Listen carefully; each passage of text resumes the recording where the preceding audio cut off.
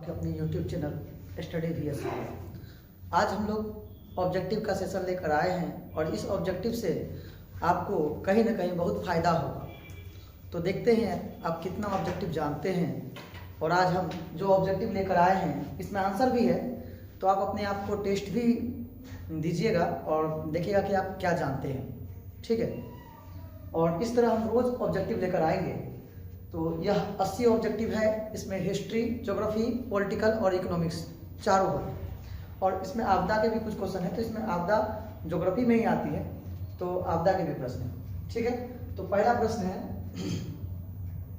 पूरे भारत में खिलाफत दिवस कब मनाया गया? देखिए, पूरे भारत में खिलाफत दिवस कब मनाया गया था? पूरे भारत में खिलाफत दिवस कब मनाया गया था? यह मनाया गया था 17 अक्टूबर 1919 को पूरे भारत में खिलाफत दिवस मनाया गया था। और खिलाफत दिवस क्या था? आपको खिलाफत आंदोलन क्या था जानते हैं? खिलाफत आंदोलन था जब तुर्की के खलीफा पद को हटा दिया गया था। तुर्की के खलीफा पद को हटाने के बाद पूरी दुनिया के जो मुसलमान थे वो अंग्रेजों के खिलाफ हो गए थे। और यह जो है सेवर्स के संधि के तहत, सेवर्स का संधि हुआ था और सेवर्स के संधि के तहत तुर्की के खलीफा पद को हटाया गया था। ठीक है, अब चलते हैं अगला प्रश्न।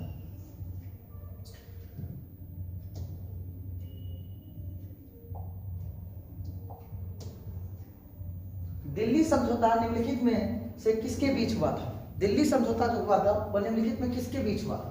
तो आपको पता है दिल्ली समझौता गांधी जी और लॉर्ड इरविन के बीच हुआ था। दिल्ली समझौता जो हुआ था वो लॉर्ड इरविन और गांधी जी के बीच हुआ था। ये दिल्ली समझौता जो हुआ था ना, गांधी जी और लॉर्ड इरविन के बीच, गांधी जी और लॉर्ड इरविन के बीच हुआ था। आपको बता दें कि ये दिल्ली समझौता है क्या?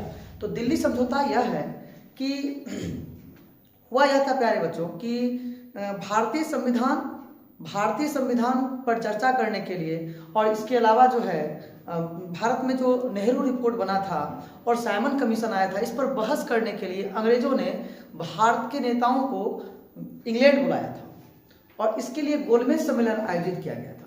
ठीक है, गोलमेज सम्मेलन आयोजित किया गया था। तो पहला गोलमेज सम्मेलन में जो आयोजित हुआ उस समय में हमारे देश में सविनय अवज्ञा आंदोलन चल रहा था और सविनय अवज्ञा आंदोलन के समय जो है काफी सारे नेता जो है उसको जेल में डाल दिया गया था। अब आप बताइए, जब सारे नेताओं को जेल में डाल देगा और जो हमारे देश की सबसे बड़ी पार्टी थी उस समय कांग्रेस थी और कांग्रेस के सभी बड़े नेता जेल में, और बात यह था कि कांग्रेस के सभी बड़े नेता जेल में और अंग्रेज जो है वो प्रथम गोलमेज सम्मेलन करवा रहे थे। और हमारे जो अंबेडकर जी थे वो पहुंच गए और भी कई लोग पहुंच गए, प्रथम गोलमेज सम्मेलन में भाग तो ले लिए। जब वहां पर सारा मीटिंग में तय हुआ तो पता चला कि निर्णय ही नहीं निकला। वहां क्यों नहीं निकला? क्योंकि हमारी जो देश की सबसे बड़ी पार्टी थी उसमें सारे नेता जेल में थे। क्यों जेल में थे? क्योंकि सविनय अवज्ञा आंदोलन चल रहा था और अंग्रेज चाहते थे कि हमारे यहाँ कोई आंदोलन ना हो। ठीक है, अब समस्या समझिए कि प्रथम गोलमेज सम्मेलन असफल हो गया। अब वहां के जो प्रधानमंत्री थे और भारत में जो हमारे देश में जो उस समय वायसराय थे लॉर्ड इरविन, उनके मन में विचार आया कि बिना कांग्रेस के सहयोग से यहाँ का कोई निर्णय हो ही नहीं सकता है। इसलिए दूसरा गोलमेज सम्मेलन हुआ और दूसरे गोलमेज सम्मेलन में कांग्रेस को भी आमंत्रित किया गया और कांग्रेस को आमंत्रित किया गया और कांग्रेस की तरफ से सिर्फ गांधी जी भाग लिए।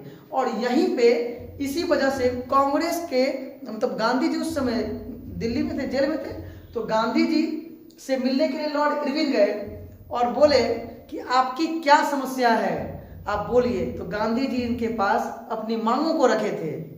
हाँ, गांधी जी अपनी मांगों को रखे थे इनके पास और यही समझौता हुआ था दिल्ली में लॉर्ड इरविन और गांधी जी के बीच, और इसे ही गांधी इरविन समझौता या दिल्ली समझौता कहते हैं। ठीक है,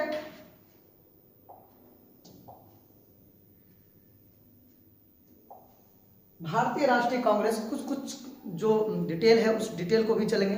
भारतीय राष्ट्रीय कांग्रेस का पहला अधिवेशन कहाँ पे हुआ था? यह बम्बई में हुआ था।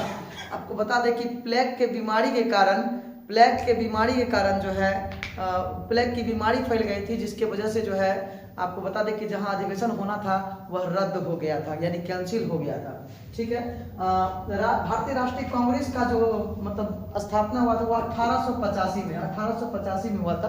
भारतीय राष्ट्रीय कांग्रेस की स्थापना हुई थी। हाँ, और डब्ल्यू.सी. बनर्जी इसके अध्यक्ष बने थे, डब्ल्यू.सी. बनर्जी, और इसके सचिव जो हुए थे, हाँ, कौन थे सचिव, ये आप कमेंट करके बताएंगे।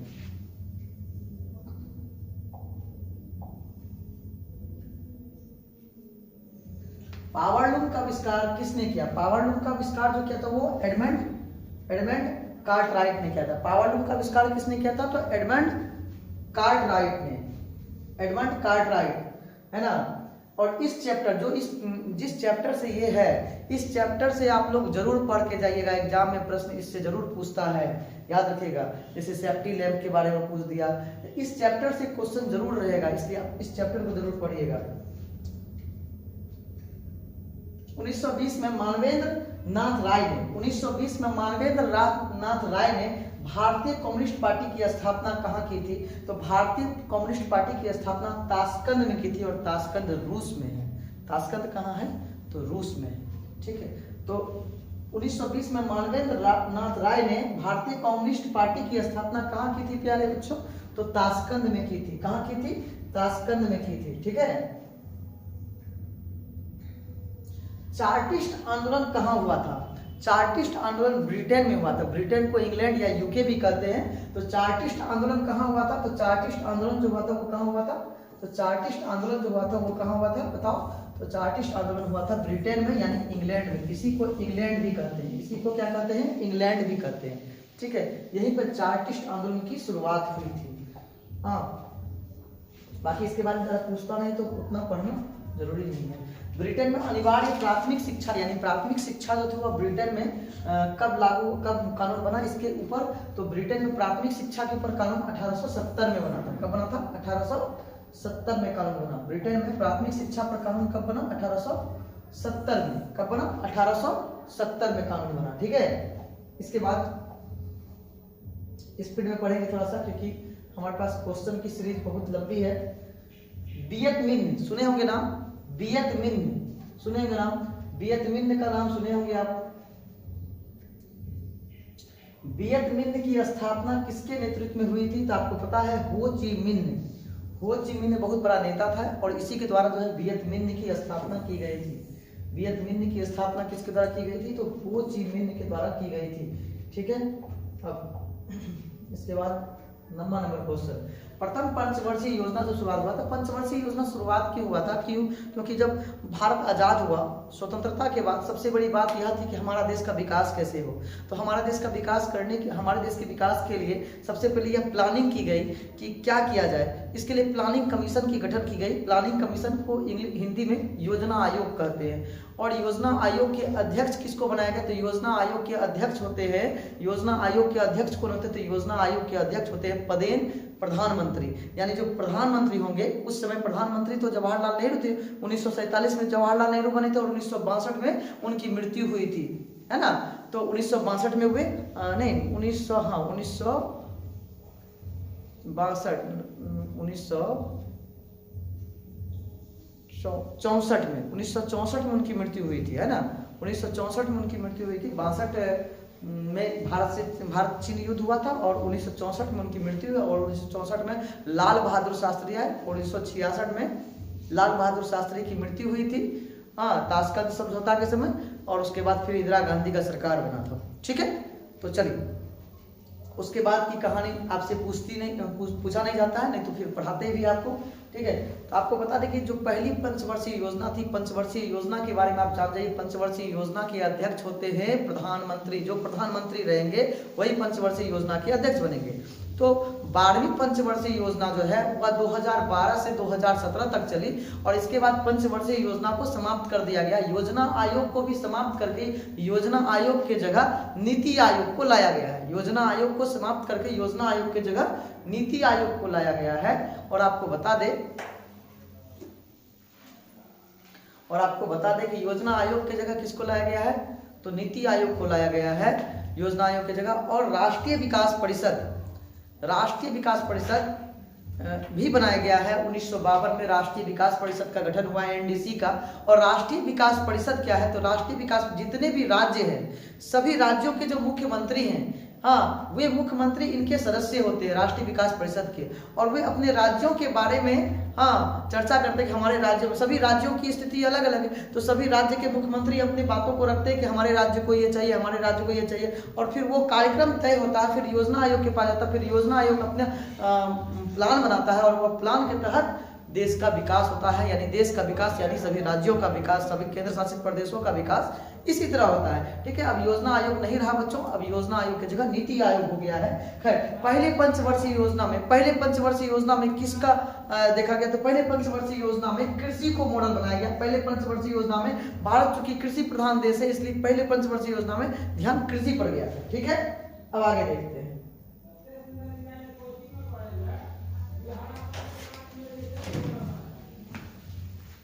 मुख्यालय कहाँ, नाबार्ड का मुख्यालय मुंबई में है। नाबार्ड का मुख्यालय कहाँ है, तो नाबार्ड का मुख्यालय जो है वो कहाँ पे है, तो नाबार्ड का मुख्यालय मुंबई में है।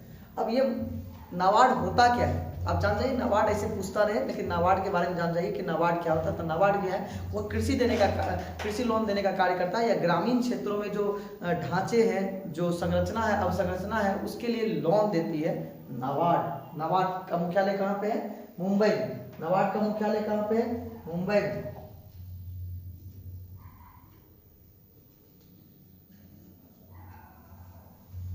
किसी देश के कुल उत्पादन की गणना में किसे मूल्य योग विधि के नाम से भी जाना जाता है।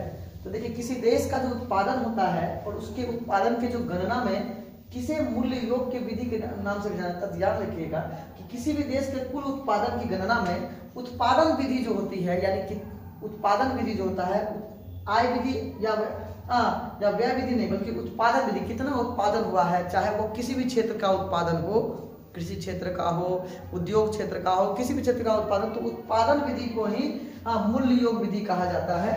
ठीक है, चलते हैं अब आगे। Property and British rule on India. तो आपको बता दें, property and British rule in India नामक पुस्तक किसने लिखी थी, तो दादा भाई नौरोजी ने लिखा था। और आपको बता दें कि दादा भाई नौरोजी ही जो है भारत के आय को निर्धारित किए थे कि प्रति व्यक्ति आय कितना है। इसके अलावा जो है पाकिस्तान के भी थे, मजरूल हक शायद, तो वो भी निर्धारित किए, सबसे पहले तो वही किए थे निर्धारित। ठीक है, तो दादा भाई नौरोजी जो है उनकी एक पुस्तक थी, और पुस्तक का नाम था poverty and British rule in India. याद रखना है, ये बहुत काम आएगा आपको। भारतीय प्रतिदक्ष सर्वेक्षण संगठन की स्थापना किस वर्ष हुई थी, 1950 में हुई थी। भारतीय प्रतिदक्ष सर्वेक्षण संगठन की स्थापना कब हुई थी, तो 1950 में हुई थी। इसके अलावा विदेशों से प्राप्त शुद्ध आय, विदेशों से प्राप्त शुद्ध आय जो होता है वह निम्नलिखित में किसमें शामिल किया गया है, तो जो विदेश से आय प्राप्त होता है वह जीडीपी नहीं होता है।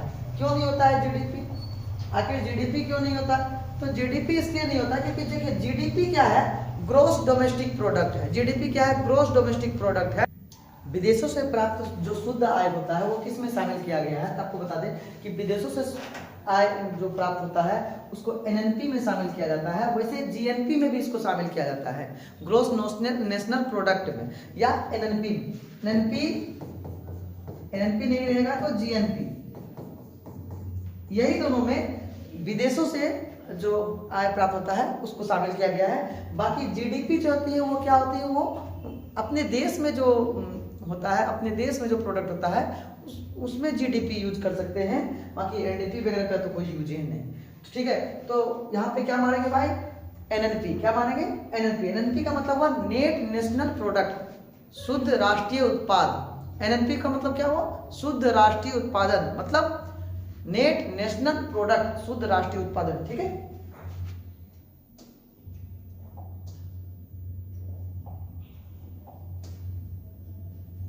अब क्या है कि मुद्रा बाजार से लाए जाने वाले ऋणों की परिपक्वता अवधि क्या है। मतलब जो मुद्रा बाजार से ऋण लिया जाता है, मुद्रा बाजार से ऋण देने का काम तो बहुत कोई करता है, लेकिन मुद्रा बाजार से जब ऋण मिलेगा आपको तो वह कम समय के लिए ऋण दिया जाएगा। कितने समय के लिए दिया जाएगा, कम समय के लिए, मतलब 1 साल 2 साल के लिए दिया जाएगा, 6 महीने के लिए दिया जाएगा, कम समय के लिए ऋण दिया जाएगा। ठीक है, क्योंकि उसका काम रहता है कि कम समय के लिए ग्रोथ हो और उनका पैसा भी ना फंसे, वह कम समय के लिए देता है और कम ही पूंजी देता है। ठीक है, इसके बाद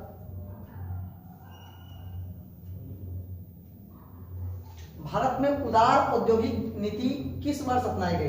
तो भारत में उदार औद्योगिक नीति 1991 में अपनाई गई प्यारे। और 1991 में उदार औद्योगिक नीति, ये उदार औद्योगिक नीति है क्या, पहले ये समझिए। उदार औद्योगिक नीति है आपका एलपीजी। क्या है? एलपीजी नीति को ही उदार औद्योगिक नीति करते हैं। एल फोर हुआ लिबरलाइजेशन, पी फोर हुआ प्राइवेटाइजेशन और जी फोर हुआ ग्लोबलाइजेशन। इसका मतलब ये हुआ कि ये वैश्वीकरण, ये हो गया आपका वैश्वीकरण, ये हो गया आपका वैश्वीकरण ग्लोबलाइजेशन, ये हो गया आपका निजीकरण, ये हो गया आपका निजीकरण और ये हो गया आपका उदारीकरण। ये आपका हो गया उदारीकरण। अब प्यारे ये तीनों चीज है क्या, तो समझिए, जब अपने देश की अर्थव्यवस्था को पूरी दुनिया के लिए आप खोल देंगे या पूरी दुनिया का अर्थव्यवस्था आपके लिए खुल जाएगा तो इसी को वैश्वीकरण कहते हैं। अगर फिर से सुन लीजिए, ग्लोबलाइजेशन क्या होता है, वैश्वीकरण क्या होता है, अपने देश की अर्थव्यवस्था को पूरी दुनिया के लिए खोल दीजिए और पूरी दुनिया का अर्थव्यवस्था अगर आपके लिए खुल गया तो वो हो गया वैश्वीकरण। क्योंकि वैश्वीकरण में क्या होता है कि आप पूरी दुनिया में व्यापार कर सकते हैं और पूरी दुनिया आपके यहाँ आकर व्यापार कर सकती है। ठीक है, और प्राइवेटाइजेशन का मतलब क्या हुआ कि जो सरकारी चीज है आपके यहाँ, जो सरकारी क्षेत्र है, उस सरकारी क्षेत्र में कुछ चीजों को आपको प्राइवेट हाथों में देना पड़ेगा। जैसे अपने बिहार में बिजली है, वो सरकारी होती है, बिजली विभाग सरकारी होती है, लेकिन पहले बिजली विभाग की स्थिति क्या थी? बिजली विभाग की स्थिति थी यह कि 10 घंटा लाइन मिलता था और उसके बाद बाकी बस 3 घंटा आपको लाइन देगा, उसका कटले रहेगा। तो इसका मतलब यह था। अभी देखिए, बिजली विभाग जब प्राइवेट के हाथों में गया तो क्या हुआ कि हमेशा लाइन दिया जाता, हमेशा लाइन दिया जाता। आप अपने घर में इन्वर्टर लगाइए नहीं लगाइए, उससे कोई फर्क पड़ने वाला नहीं। यानी आप खाना पे बैठे हुए हैं, लाइन कटा और खाना से उठे, लाइन आ गया, ये स्थिति होती है। हाँ, तो अपने देश के अर्थव्यवस्था को खोलना और पूरी दुनिया के लिए व्यापार के लिए छोड़ देना, ये हो गया आपका वैश्वीकरण। ठीक है, पूरी दुनिया के लिए जब आप खोल दीजिएगा। प्राइवेटाइजेशन मतलब हुआ कि सरकारी जो क्षेत्र है आपके यहाँ, जैसे आपके यहाँ रेल है, आपके यहाँ स्कूल है, बिजली विभाग है, कई सारे क्षेत्र हैं, उद्योग है, कई सारे, उसको आप प्राइवेट लोगों के हाथों बेच दीजिए। ठीक है, और इसको प्राइवेटाइजेशन कहेंगे। और लिबरलाइजेशन का मतलब हुआ, उदारीकरण का मतलब हुआ कि विदेशी जो हमारे यहाँ व्यापार करने आएंगे, हाँ, विदेशी कंपनी जो हमारे यहाँ व्यापार करने आएंगे, उनको पेचीदा में नहीं फंसना है। यानी उनको उतना नियम कानून के फेर में नहीं पड़ाइए, यानी उसके लिए पूरी तरह से छूट दे दीजिए, यानी व्यापार में पूरी तरह से छूट दे दीजिए, व्यापार के नियमों में ढिलाई दे दीजिए। इसी को उदारीकरण कहेंगे। उदारीकरण क्या होता है? यानी व्यापार के नियमों में छूट। प्राइवेटाइजेशन का मतलब क्या हुआ? सरकारी चीजों को प्राइवेट लोगों के हाथों में दे देना।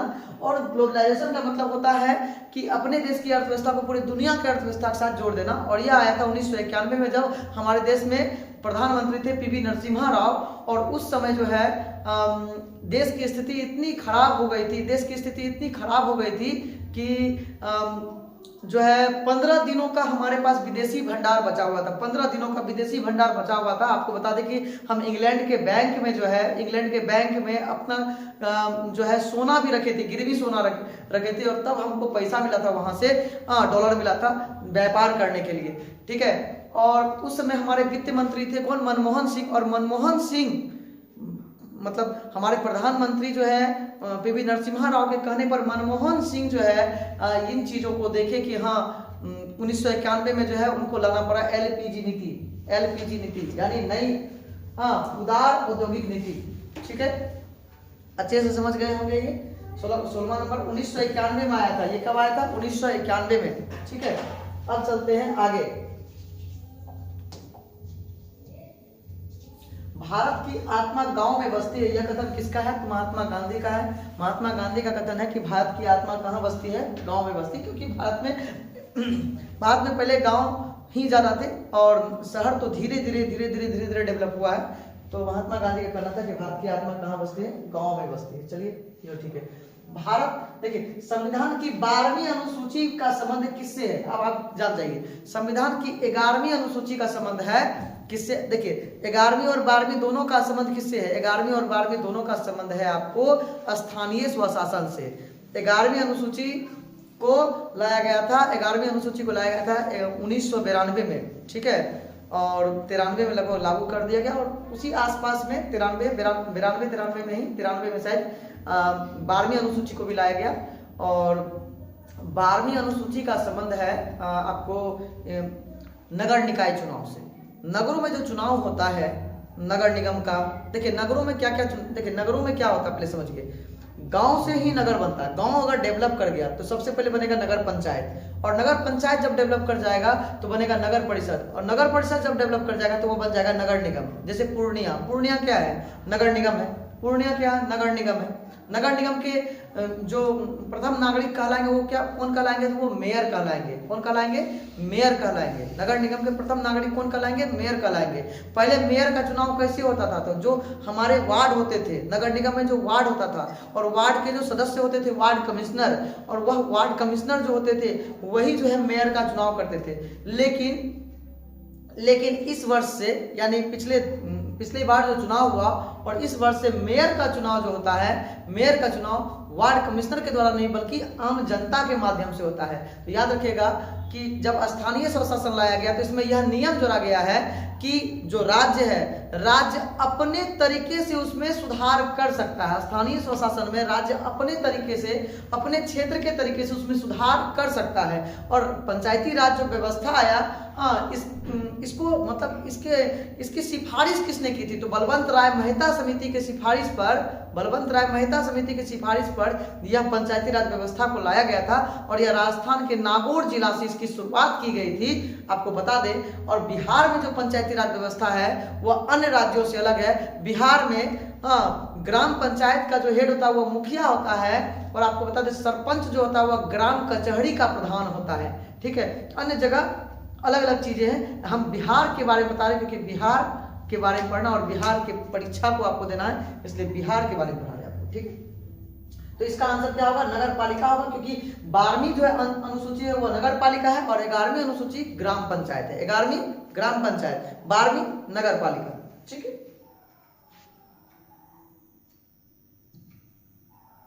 पंचायत समिति किस स्तर पर कार्य करती है, देखिए पंचायत समिति जो होती है, देखिए ग्राम स्तर पर ग्राम पंचायत, पंचायत स्तर पर पंचायत समिति, और जिला स्तर पर जिला परिषद होता है। याद रखिएगा हमारे यहाँ जो स्थानीय स्वशासन है इसकी 3 ढांचा है। हमारे यहाँ जो स्थानीय स्वशासन है इसकी कितने ढांचा है, हमारे यहाँ जो स्थानीय स्वशासन है इसकी 3 ढांचा है। क्या, ग्राम स्तर पर ग्राम पंचायत, और जो है प्रखंड स्तर पर पंचायत समिति, और जिला स्तर पर जिला परिषद, ठीक है। अच्छा अगर लग रहा हो, पढ़ाई अगर अच्छा लग रहा होगा तो लाइक सब्सक्राइब जरूर कीजिएगा, और कमेंट करके जरूर बताइए कैसा लगा। राष्ट्रीय पुनर्वास नीति कब अनुमोदित की गई, तो आपको बता दें कि राष्ट्रीय पुनर्वास नीति जो है इनमें से कोई नहीं लगाया है, लेकिन 2007 में आया था। ये कब आया था, ये 2007 में आया था बाबू, ये 2007 में आया है। राष्ट्रीय पुनर्वास नीति जो है ये 2007 में अनुमोदित किया गया। राष्ट्रीय पुनर्वास नीति 2007 में अनुमोदित किया गया है। राष्ट्रीय पुनर्वास नीति 2007 में अनुमोदित किया गया है। निम्नलिखित में से कौन राष्ट्रीय दल है, देखिए 2023 में आम आदमी पार्टी को 2023 में जब ये पंजाब में चुनाव जीत गए थे, दिल्ली में चुनाव जीतने के बाद पंजाब में चुनाव जीते थे, तब इन्हें भारतीय चुनाव आयोग के द्वारा, इलेक्शन कमीशन ऑफ इंडिया के द्वारा 2023 में आम आदमी पार्टी, जिनका चुनाव चिन्ह झाड़ू छाप है, जिनका चुनाव चिन्ह क्या है वो, जिनका चुनाव चिन्ह झाड़ू छाप है, जिनका चुनाव चिन्ह क्या है, झाड़ू छाप है, आपको पता है। और इनके जो मुख्य नेता है वो है अरविंद केजरीवाल, ठीक है। तो इनको जो है राष्ट्रीय पार्टी बना दिया गया। इनको क्या बना दिया गया, राष्ट्रीय पार्टी। और राष्ट्रीय पार्टी को क्या मिलता है, तो राष्ट्रीय पार्टी को दिल्ली में एक अपना मतलब सरकारी आवास मिलता है, और वहां से वो चुनाव प्रचार कर सकता है। लेकिन याद रखिएगा राष्ट्रीय पार्टी ऐसे नहीं होती है। राष्ट्रीय पार्टी का एक नियम है, और वह नियम हम अगले क्लास में बता देंगे। अभी हम क्लास लंबा हो जाएगा, इसलिए राज्य पार्टी और राष्ट्रीय स्तर की पार्टी कैसे बनती है वो ज्यादा विस्तार से चर्चा नहीं कर रहे हैं।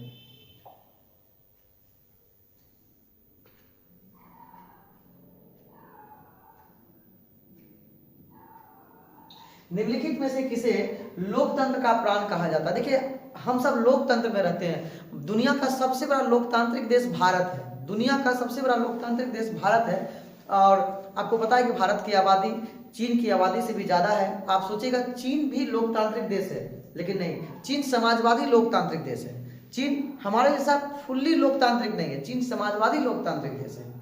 चीन में समाजवादी तंत्र है। हमारे यहाँ जनता सब कुछ करती है, चीन में जनता सब कुछ नहीं। चीन के अंदर जो सरकारी व्यवस्था है और जो न्यायालय तंत्र है वह सरकार के अंतर्गत है। हमारे यहाँ जो न्यायालय है वह स्वतंत्र न्यायपालिका है। हमारे यहाँ जो मीडिया है वह स्वतंत्र मीडिया है। आप देखते होंगे कि सरकार के विपक्ष में भी मीडिया लिख देती है। आप देखते होंगे कि न्यायालय जो है वो सरकार को भी कटघरे में खड़ा कर देती है। लेकिन कभी आप नहीं सुनेंगे कि चीन में ऐसा हुआ है। चीन में कभी नहीं सुनेंगे कि चीन की सरकार को वहाँ के जो न्यायालय है वो कुछ बोला होगा। तो यही बात है, अगर आप लोकतांत्रिक देश में रहते हैं तो वहाँ की जो राजनीतिक पार्टियां होती है उस देश की प्राण होती है, क्योंकि वही पार्टियां जो है वह वहाँ के नागरिकों को उनके अधिकारों को दिलाने का कार्य करती है। तो चीन में जो है, चीन में नहीं, भारत में, यानी भारत जैसे लोकतांत्रिक देश में, जो भारत जैसे लोकतांत्रिक देश है, वहाँ का जो लोकतंत्र का प्राण है वो कौन है? राजनीतिक दल है।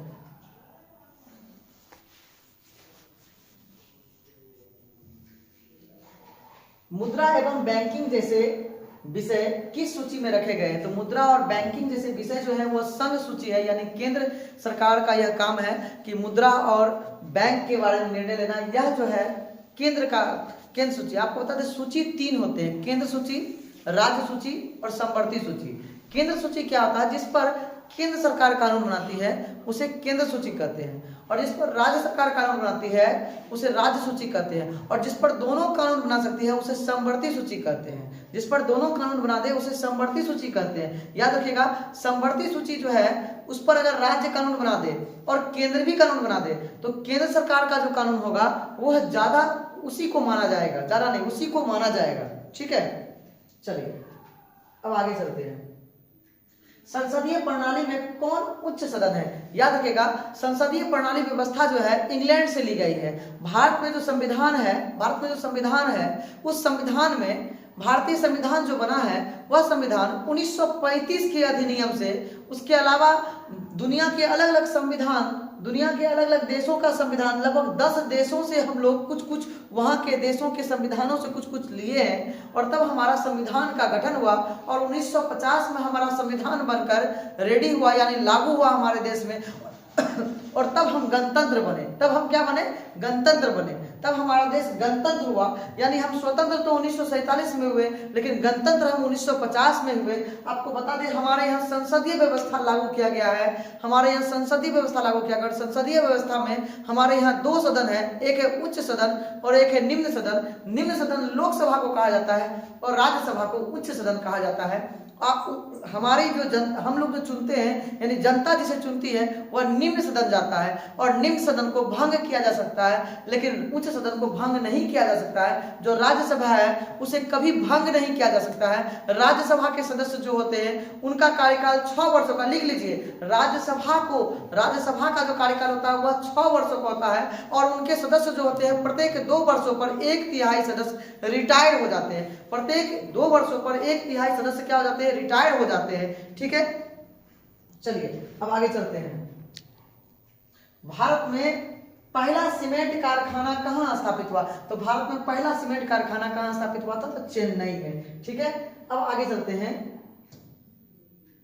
प्राकृतिक संसाधनों के संरक्षण पर 1968 में कौन सा कन्वेंशन हुआ था? तो आपको बता दें, अफ्रीका में कन्वेंशन हुआ था इस मैटर को लेकर कि जो प्राकृतिक संसाधन है उसका विदोहन ना हो, यानी उनका जो कोई भी देश अपने मन से यूज करता था तो पूरे देश मिलकर एक व्यवस्था लाया और बोला कि देखिए, अगर आप प्राकृतिक संसाधनों का ज्यादा यूज कर लेंगे तो इसका प्रभाव सिर्फ आप ही के देश पर नहीं पड़ेगा, बल्कि और अन्य देशों के ऊपर भी पड़ेगा। इसीलिए सबको साझा होकर इस चीज पर निर्णय करना होगा कि प्राकृतिक संसाधन का कम से कम विदोहन करे, यानी कम से कम उसको क्षति पहुंचाए। और इसीलिए अफ्रीका में एक मीटिंग बुलाई गई थी, इसी को अफ्रीका कन्वेंशन कहते हैं, और यह हुआ था 1968 में। ठीक है, ओस, अमन और बोरो, यहाँ पे तो 2 ही है, लेकिन हम आपको बता दें कि बंगाल का नाम सुने होंगे। पश्चिम बंगाल में चावल की 3 प्रजातियां लगाई जाती है, ओस, अमन, बोरो। चावल की 3 प्रजातियां बाबू कहाँ लगाई जाती है, याद रखिएगा, ओस, अमन, बोरो। कहाँ लगाई जाती है, पश्चिम बंगाल में 3 प्रजातियां बोई जाती है। चावल की ये प्रजातियां है ओस, अमन, बोरो। ठीक है,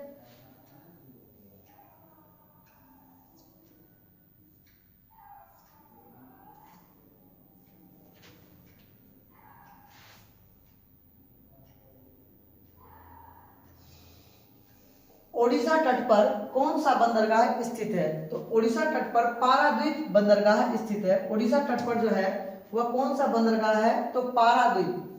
पारदीप जो बंदरगाह है वह कहाँ पे है, ओडिशा के तट पर है। आपको बता दें कि हमारा जो तट है, हमारा जो तट है, भारत का जो ये तट है, ये समुद्री तट है, ये वाला, ये समुद्री तट है भारत का। और ओडिशा तट पर जो है बंदरगाह का नाम क्या है, पारादीप। ठीक है, भारत में सुनामी की चेतावनी देने का केंद्र कहाँ स्थित है, तो यह चेतावनी देने का केंद्र जो है वह हैदराबाद में है। कहाँ पे है, वह हैदराबाद में है। कहाँ पे, वो हैदराबाद में है। ठीक है, आगे चलते हैं। किस भूकंपीय तरंग की तीव्रता सबसे कम होती है, तो जान लीजिए भूकंप की जो तीव्रता होती है, भूकंप जो निकल आता है, भूकंप जो आता है, जहां पर भूकंप सबसे पहले आता है, जहां पर भूकंप सबसे पहले आता है, यानी जहां से भूकंप निकलता है, जहां पे उत्पन्न हुआ, उसको केंद्र कहते हैं। याद रखिएगा, जहां पे भूकंप, जैसे मान लीजिए ये पृथ्वी है और यहाँ पर भूकंप आया है, इसको केंद्र कहते हैं। इसको क्या कहते हैं, केंद्र। और सबसे पहले यहाँ ही पे पहुंचेगा, इसको कहते हैं अधिक केंद्र। इसको क्या कहते हैं, अधिक केंद्र कहते हैं। तो जहां पे भूकंप आया उसको केंद्र, जहां पे सबसे पहले आया उसको अधिक केंद्र कहते हैं। इतना बात आपको याद रखिएगा कि सबसे पहले जहां भूकंप आएगा उसको अधिक केंद्र कहेंगे। ठीक है, उसके बाद आपको बता देते हैं, उसके बाद आपको बता देते हैं कि भूकंप में 3 तरह का तरंग निकलता है। भूकंप में 3 तरह का, PSL। भूकंप में कितना तरह का तरंग निकलता है, 3 तरह का, PSL। तो P तरंग जो होता है वो प्राथमिक तरंग होता है। P तरंग जो है वो प्राथमिक तरंग होता है, हाँ। और यह तरंग जो है क्षति कम पहुंचाती है। उसके बाद आती है द्वितीयक तरंग, और उसके बाद L तरंग जो होती है वह दीर्घ तरंग, या बहुत दूर तक जाती है। मान लीजिए कि नेपाल में भूकंप आया और हम तक जो भूकंप, हमें जो महसूस हुआ भूकंप, वह किस तरंग के माध्यम से हुआ, तो वह हुआ L तरंग के माध्यम से। और L तरंग जो है वह सबसे ज्यादा क्षति पहुंचाती है। तो सबसे, देखिए, सबसे ज्यादा क्षति कौन पहुंचाएगी, तो L तरंग पहुंचाएगी।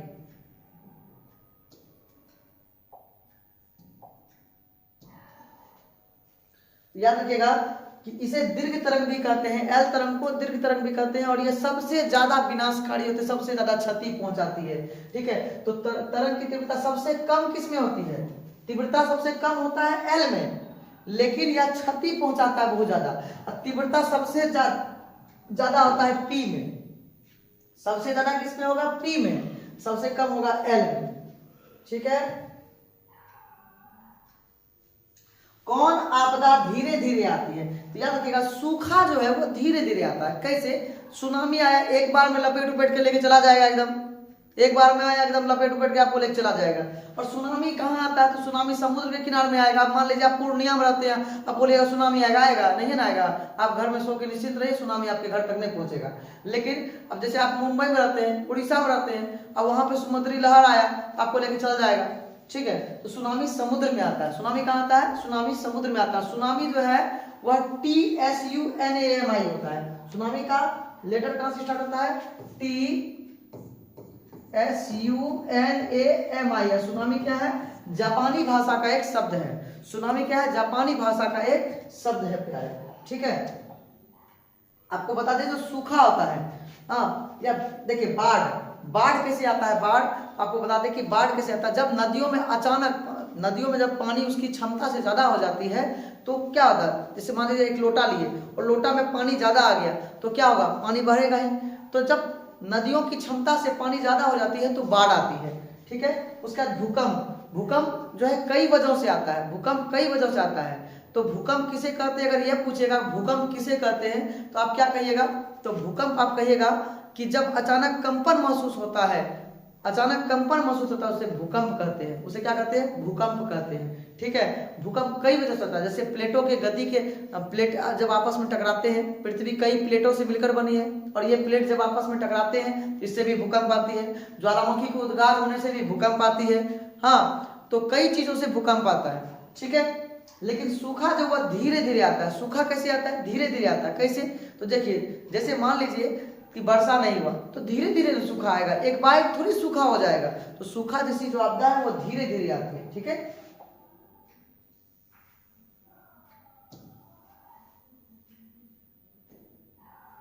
संसाधनों की खोज एवं प्रबंधन हेतु किसका प्रयोग किया जाता है? तो देखिए, इंडियन रिमोट सेंसिंग सैटेलाइट के प्रयोग से संसाधन की खोज की जाती है। पहले तो ऐसे नहीं खोजी जाती थी, लेकिन अब जो है सैटेलाइट का प्रयोग सैटेलाइट के प्रयोग से जो किया जाता है, तो उसका नाम है Indian remote sensing satellite. Indian remote sensing satellite, Indian remote sensing satellite याद रखना है, इंडियन रिमोट सेंसिंग सैटेलाइट। उसके बाद है निम्नलिखित में कौन सा राज्य जो है लौह अयस्क के उत्पादन में अग्रणी है? याद रखिएगा, ऐसे इसका जो आंसर होना चाहिए वो होना चाहिए ओडिशा, लेकिन निम्नलिखित दिया है इसका आंसर छत्तीसगढ़ लगाएं। याद रखिएगा, छत्तीसगढ़ से अगर यहाँ पे ओडिशा रहता तो ओडिशा मारते, लेकिन हम ओडिशा नहीं दिया है इसलिए छत्तीसगढ़। छत्तीसगढ़ जो उत्पादन में दूसरे स्थान पे पूरे भारत में। ठीक है, पृथ्वी दिवस कब मनाया जाता है? ये आप भूलिएगा मत, 22 अप्रैल को पृथ्वी दिवस मनाया जाता है, क्योंकि अपनी धरती माँ है और हम सबों की धरती माँ है। तो जो हमारी धरती है जिस पर हम रहते हैं, जो हमें भोजन पानी सब कुछ व्यवस्था करवा के देता है, और ये जो धरती है जिस पे हम रहते हैं, और उसके दिवस को हम लोग भूल नहीं सकते, तो वो 22 अप्रैल है। ठीक है, गांधी सागर बांध किस नदी पर बनाया गया? तो वो चंबल नदी पर बनाया गया। चंबल नदी नाम सुने होंगे, चंबल नदी पर गांधी सागर बांध बनाया गया है। ठीक है, इसके बाद भ्रंश घाटी से प्रभावित होने वाली दो प्रमुख नदियां कौन कौन सी है? तो भ्रंश घाटी से प्रभावित होने वाली दो प्रमुख नदियां हैं नर्मदा और ताप्ती। नर्मदा और ताप्ती नदी जो है वह भ्रंश घाटी से होकर बहती है। हमारे यहाँ जो नदियां हैं वह दो प्रकार की नदियां हैं। एक नदियां है सदाबहार नदी, और एक नदी है जो वर्षा के ऊपर निर्भर रहती है। हाँ, वर्षा निर्भर नदी होती है वो। हाँ, वो सदाबहार नहीं होती है, वो वर्षा के ऊपर निर्भर रहती है। ठीक है, उसको प्रायद्वीपीय नदियां कहते हैं, उसको प्रायद्वीपीय नदियां कहते हैं। एक होती है हिमालय से निकलने वाली नदियां सदाबहार नदी, और एक होती है प्रायद्वीपीय भारत की नदियां जो कई सारे पहाड़ों से कंदराओं से निकलती है। तो उसी में एक नदियां हैं, दो नदियां हैं जो भ्रंश घाटी से निकलती है, और उसी को कहते हैं नर्मदा और ताप्ती। ठीक है, पवन ऊर्जा के उत्पादन में देखिए अगला प्रश्न है, पवन ऊर्जा के उत्पादन में किस राज्य का स्थान अग्रणी है? तो आपको पता है पवन ऊर्जा में सबसे आगे तमिलनाडु है, और आपको बता दें कि राजस्थान भी इससे कम नहीं है, राजस्थान में भी काफी संभावना है पवन। देखिए, पवन ऊर्जा के उत्पादन में वही राज्य आगे हो सकता है जहां पे हवाएं काफी तेज चलती है। तो काफी तेज जहां चलेगा वहां पर पवन ऊर्जा का उत्पादन आसानी से हो सकता है। भारत का समुद्री तट कितना किलोमीटर का है? तो भारत का जो समुद्री तट है, आपको मैंने तुरंत बताया समुद्री तट क्या होता है। समुद्री तट क्या होता है? ये जो आपका भारत का समुद्र वाला क्षेत्र है, देखिए ये वाला जो समुद्र वाला क्षेत्र है, ये आपका हो गया हिंद महासागर, ये हो गया बंगाल की खाड़ी, और ये हो गया अरब सागर। ये जो आप गुजरात वगैरह मुंबई वगैरह देखते हैं, उसके बाद आपका केरल है, हाँ, फिर नीचे तमिलनाडु होते हुए उड़ीसा होते हुए पश्चिम बंगाल तक जो जाता है, ये सारा क्षेत्र क्या है? यही आपका समुद्री तट है, और ये है 7517 किलोमीटर लंबा। 7517 किलोमीटर लंबा, लेकिन ये बढ़ गया है। ये क्या हो गया? बढ़ गया। क्यों बढ़ गया? तो ये आपका तमिलनाडु जो होता है, ये जो तमिलनाडु है, यहाँ पर जो धनुष कोटी वगैरह है, इसको जोड़ा नहीं गया था, इसको जोड़ा नहीं गया था, तो ये थोड़ा सा बढ़ गया है। ठीक है, तो अब जो है करेक्शन करके आएगा, लेकिन अभी मैट्रिक का एग्जाम और इंटर के एग्जाम में ये सब चीजें उतना ज्यादा डिटेलिंग नहीं होता। हाँ, लेकिन कंपटीशन के एग्जाम में आप डिटेल पूछने लगा है।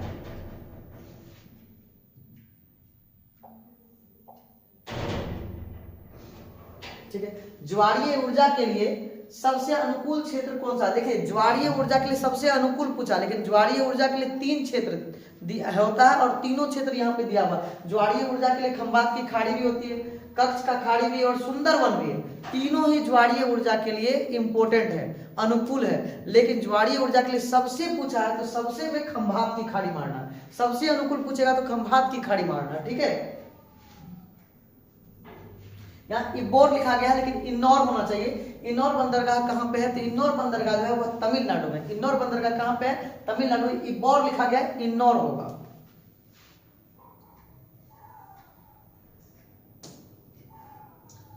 पोट्सडम की घोषणा के तहत किसने आत्मसमर्पण कर दिया था? तो आपको पता है कि जापान जो है वो पोट्सडम की मतलब जो है विश्व युद्ध की बात चल रहा है, विश्व युद्ध के समय जापान जो है पोट्सडम की घोषणा के बाद आत्मसमर्पण कर दिया था। ठीक है। कंबोडिया को गणराज्य का दर्जा कब मिला? तो कंबोडिया को गणराज्य का दर्जा जो है अक्टूबर 1917 में हुआ था। आपको पता है कि आप लेसन 3 में पढ़ते होंगे लाओस, वियतनाम और कंबोडिया। कंबोडिया में ही जो है एक मंदिर है, आप बताएंगे कि कमेंट करके कि वह मंदिर कौन सा है जो हिंदू धर्म का मंदिर है और बहुत बड़ा मंदिर है, कमेंट करके बताएं। गांधी जी ने किस गोलमेज सम्मेलन में भाग लिया? हम आपको अभी थोड़ा देर पहले बताए थे गांधी इरविन समझौता के बाद क्या हुआ कि गांधी इरविन समझौता के बाद गांधी जी को गोलमेज सम्मेलन में भाग लेने के लिए बुलाया गया। गांधी जी अपने 11 सूत्री मांग को रखे थे और 11 सूत्री मांग में गांधी जी से कहा गया, गांधी जी अपने मांगों में भगत सिंह की, गांधी जी अपने मांगों में भगत सिंह के बारे में भी लिख रहे थे कि भगत सिंह की बात को भी किया जाए उसमें शामिल, लेकिन अंग्रेज मानने से उसको इनकार कर दिए थे।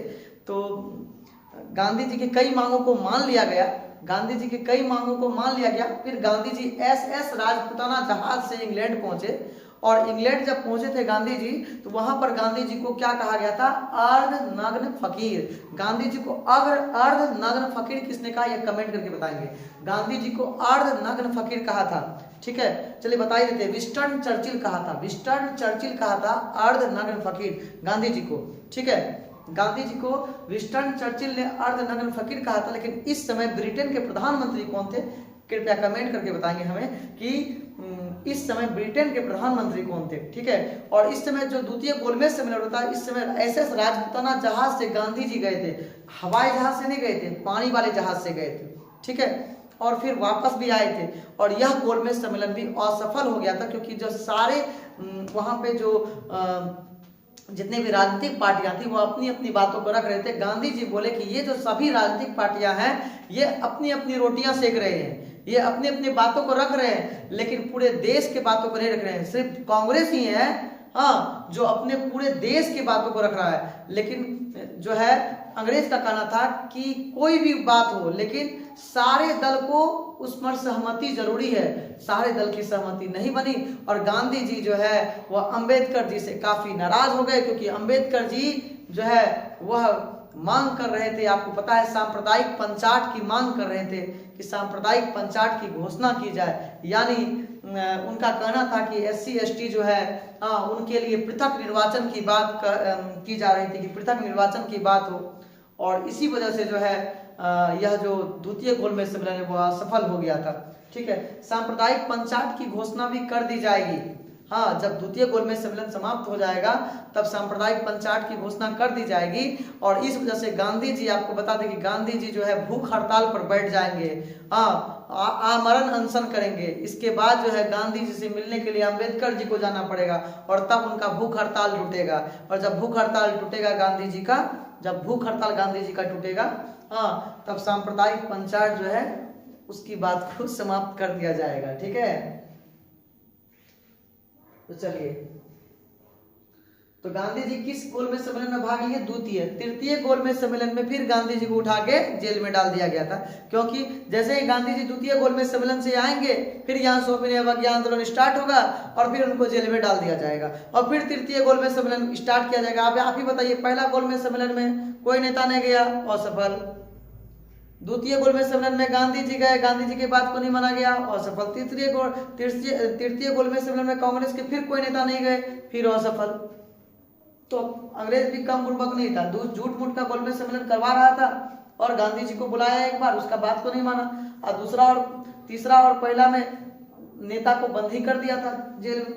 खैर छोड़िए, राजा राम मोहन राय ने निम्न में से किसे शुरू किया था? तो आपको बता दें मीरातुल अखबार और संवाद कौमुदी, ये दोनों को राजा राम मोहन राय के द्वारा स्टार्ट किया गया था, राजा राम मोहन राय के द्वारा। अब इस इसमें देखिए किस संवैधानिक संशोधन द्वारा संविधान की प्रस्तावना में धर्मनिरपेक्ष शब्द को जोड़ा गया। तो 42वां संविधान संशोधन हुआ था और यह हुआ था आपको 1976 में। यह हुआ था 1976 में। 1976 में कई सारी चीजों को जोड़ा गया, इसीलिए 42वां संविधान संशोधन को लघु संविधान भी कहा जाता है। लघु संविधान, तो कभी पूछ ले कि लघु संविधान किसे कहा जाता है, तो 42वां संविधान संशोधन को लघु संविधान भी कहा जाता है। और इसमें यह हुआ था 1976 में। ठीक है, तो इस तरह जो है हम 45 प्रश्न तक गए, लगभग 80 प्रश्न है इसमें, लेकिन इसका अगला वीडियो जो है आपको कल मिलेगा। तब तक जो है आप इसको पढ़िए और देखिए कि कैसा बना है वीडियो, और बताइए हमको कमेंट करके कि क्या अच्छा लगा। अगर अच्छा लगा आप लोग देख कर जरूर बताइए, अगर अच्छा लगा और तो आपके आसपास में जो भी मैट्रिक वाले बच्चे उसे जरूर भेजिए और वह बच्चा भी देखे। तब आप हमें बताइए कमेंट करके कि और बनाना है वीडियो, तो फिर हम रोज 2-2 वीडियो बनाएंगे। धन्यवाद।